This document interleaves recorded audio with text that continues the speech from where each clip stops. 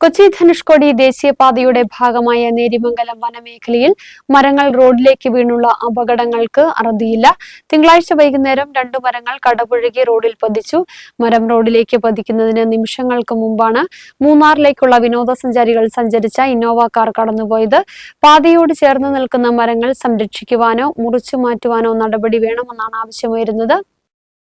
കൊച്ചി ധനുഷ്കോടി ദേശീയപാതയിൽ വനമേഖലയിൽ നിന്ന് 2 മരങ്ങളാണ് റോഡിലേക്ക് പതിച്ചത്. തിങ്കളാഴ്ച വൈകുന്നേരം 6:45 സംഭവം. മരം റോഡിലേക്ക് പതിക്കുന്നതിന് നിമിഷങ്ങൾക്ക് മുമ്പാണ് മൂന്നാറിലേക്കുള്ള വിനോദസഞ്ചാരികൾ സഞ്ചരിച്ച ഇന്നോവ കാർ കടന്നുപോയത്. അപകട സമയത്ത് കാറ്റോ മഴയോ ഉണ്ടായിരുന്നില്ല എന്നതും പ്രത്യേകതയാണ്. സാധാരണ നിലയിൽ മഴക്കാലത്താണ് സമാന രീതിയിൽ റോഡിലേക്ക് വൃക്ഷങ്ങൾ വീണുള്ള അപകടങ്ങൾ സംഭവിക്കുന്നത്. തിങ്കളാഴ്ച മരം കടപുഴകി വീണ് അരമണിക്കൂറോളം ഗതാഗതം തടസ്സപ്പെട്ടു.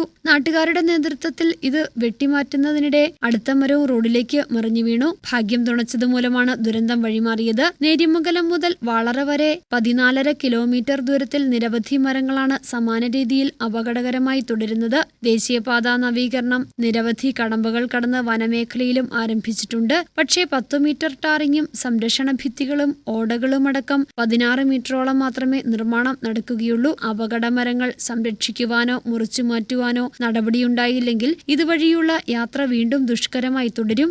News bureau, Adimali.